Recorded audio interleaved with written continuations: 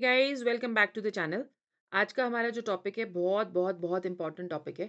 मैं सारे टॉपिक्स को ऐसे ही बोलती हूँ क्योंकि मुझे सारे ही इंपॉर्टेंट लगते हैं। एग्जामिनर्स क्या दे दें यू नेवर नो।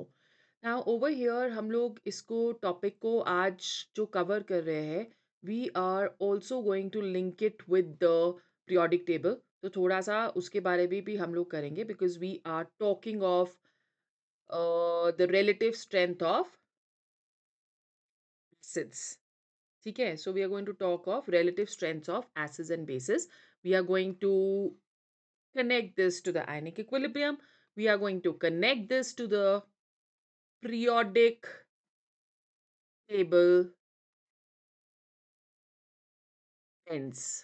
तो पता ही है आपको कि एग्जामिनर्स को ये ट्रेंड्स वाले क्वेश्चंस जो हैं वो बहुत ही अच्छे लगते हैं।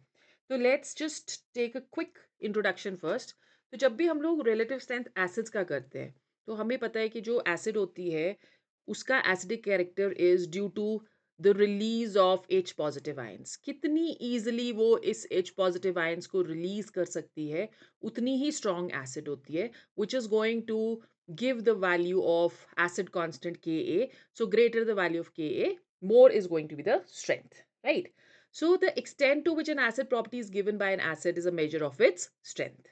जो स्ट्रेंथ होती है एसिड की सॉल्यूशन वो डिपेंड नहीं करती उसकी कॉन्सेंट्रेशन के ऊपर, please remember this, but only on the number of hydrogen ions present. तो जैसे फॉर एग्जाम्पल अगर हम लोग H2SO4 कर रहे हैं तो जो स्ट्रेंथ होगी वो एसिड की किसके ऊपर डिपेंड करेगी, that is going to depend कि कितने H पॉजिटिव आयंस वो दे रहा है। Now H2SO4 is a strong acid. Okay, so it's a strong acid. This can be concentrated. This can be dilute.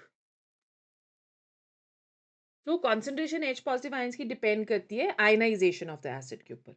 Dilution पे आयनाइजेशन इंक्रीज होती है तो ज़्यादा H पॉजिटिव आयंस जो है वो सोल्यूशन में आते हैं तो स्ट्रेंथ एसिड की इंक्रीज हो जाएगी। तो कॉन्सेंट्रेशन अगर डिक्रीज हो रही है और डाइल्यूशन इंक्रीज हो रही है तो more H positive ions will be given. Now when we are talking of infinite dilution solutions में आप पढ़ोगे तो इनफिनाइट डाइल्यूशन में जो डिसोसिएशन एसिड का होता है दैट इज नियरली कंप्लीट, और जितने भी एसिड्स होते हैं they are equally strong at infinite dilution.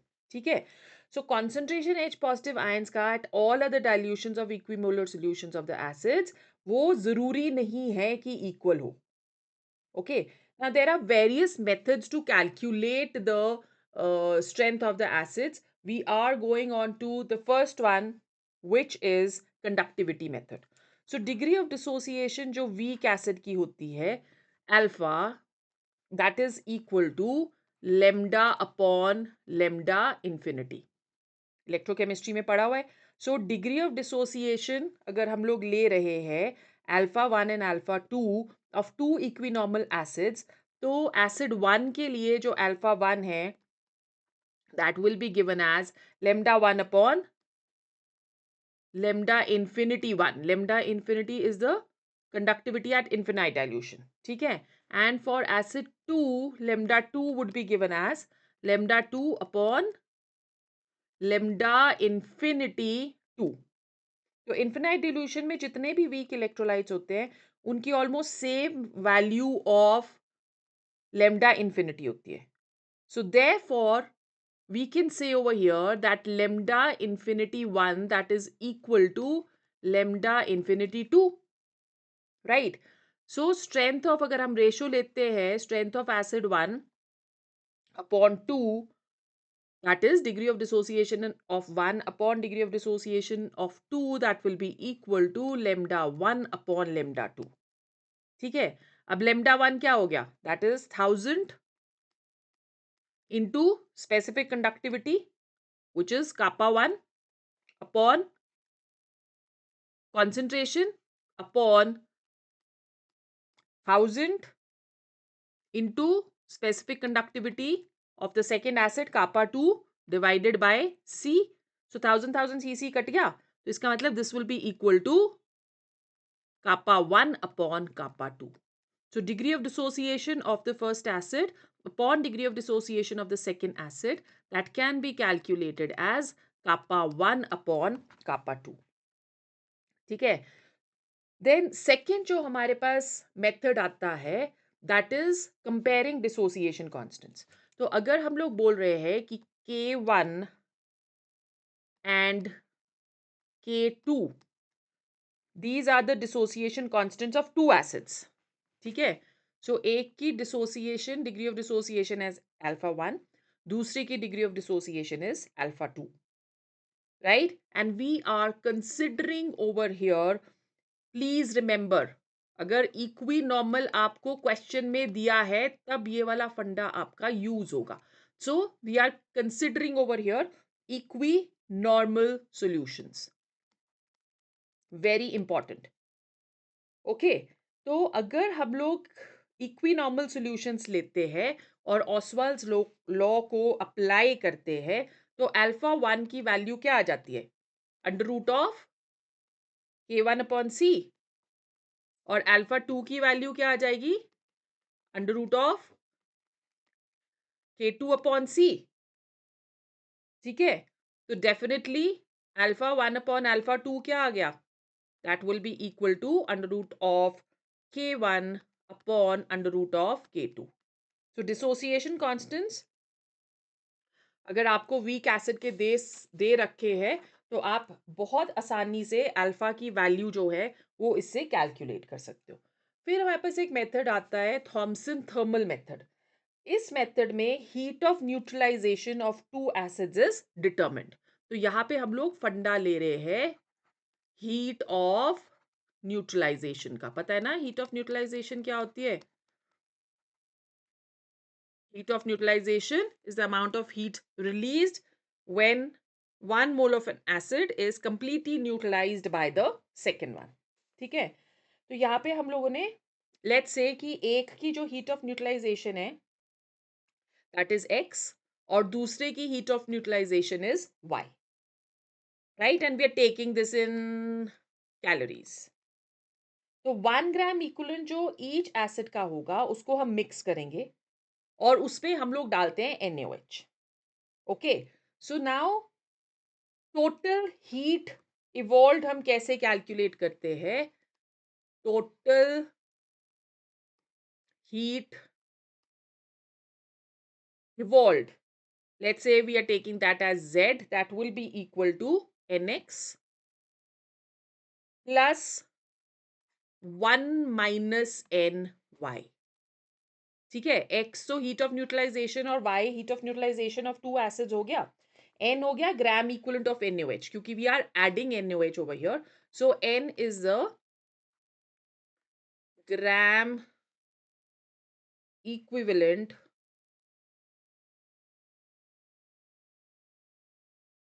of NaOH, right? So we've taken this.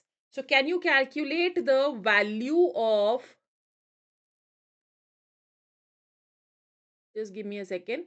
Can you calculate the value of Z from here? तो हमारे पास इक्वेशन जो आ गई Z is equal to, इसको सिंप्लीफाई करते हैं NX and plus 1 minus NY.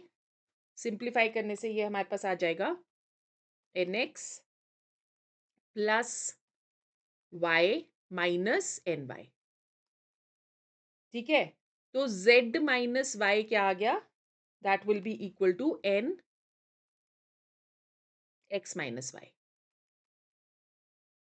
And we can calculate the value of Z of N from here. N will be equal to Z minus Y upon,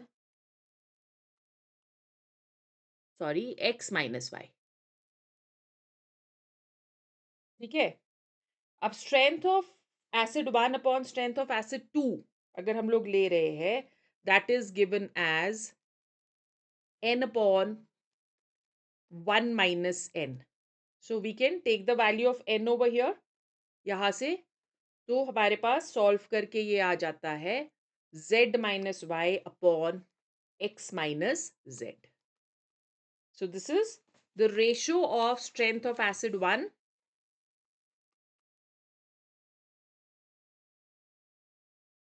upon strength of acid 2. ठीक है? So I'm going to give you a trend of the acids and bases over here. तो अगर हम लोग relative strength of bases करें तो base क्या substance होगा? Which is going to give us OH negative ions in solution.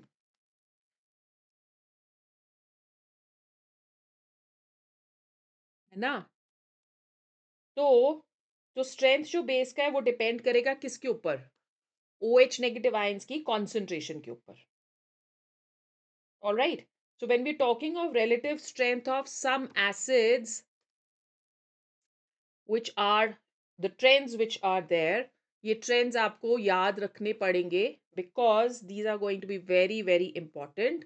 इसमें से हम question जरूर expect कर सकते हैं. We have HClO4, which is a stronger acid than HBr, stronger acid than HCl, stronger acid than HNO3, stronger acid than H2SO4, stronger acid than hydronium ion, stronger acid than H2SO3, stronger acid than H2CO3, stronger acid than CH3COOH. ठीक है? Second trend, अगर आप hypo मतलब ऑक्सा acids of chlorine ले रहे हो तो HClO4 सबसे स्ट्रॉन्ग, फिर HClO3, फिर HClO2, and then it is going to be HClO. अगर हम हेलोजन एसिड्स लेते हैं तो HI greater than HBr, greater than HCl, and greater than HF. Right? अगर हम लोग ऑक्सा एसिड्स ले रहे हैं विद डिफरेंट हेलोजेंस तो HClO3 is the strongest acid. Then it is going to be HBrO3. Then it is going to be HiO3. Right? If we are taking acetic acid and its derivatives, so CCl3COOH is the strongest acid. Then it is going to be CHCl2COOH. Number of halogens decrease होते हैं तो acidic character भी decrease होता है क्योंकि electron withdrawing power भी decrease हो रही है. This we will do in organic. CH2Cl COOH and least acidic is CH3COOH. फिर हमारे पास आ जाता है formic acid. No electron donating group is present, strongest. Then it is going to be CH3COOH and then it is going to be C2H5OH. Right? In a similar manner, there are trends of bases also. So when we're talking of bases, so these are the trends which you need to remember. Potassium hydroxide is a stronger base than NaOH, which is a stronger base than calcium hydroxide, which is a stronger base than ammonium hydroxide.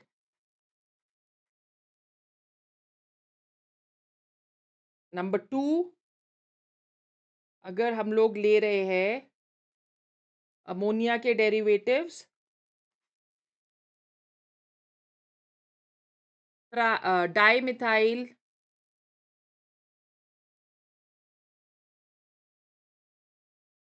Ammonia या आप इसको क्या बोलते हो? Amine, dimethyl amine, right? This is going to be a stronger base than CH3NH2, which is going to be a stronger base than CH3 whole thrice N, and which is going to be a stronger base than NH3. Then number 3, we have C2H5 whole twice NH, which is a stronger base than C2H5NH2, which is a stronger base than ammonia, और trimethyl जो है that is least basic in case ethyls. So C2H5 whole thrice N.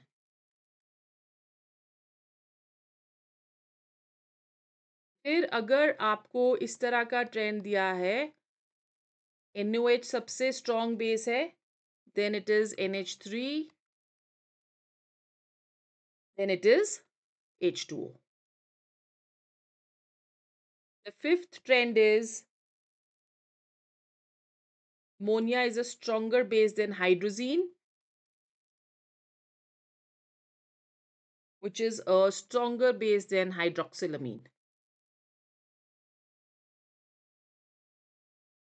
And the last one, ammonia is a stronger base than pyridine,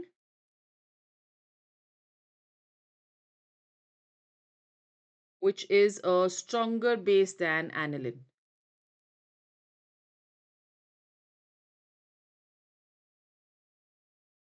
So this is all about today's class. कल वाली class में हम लोग dissociation of an acid in water करेंगे.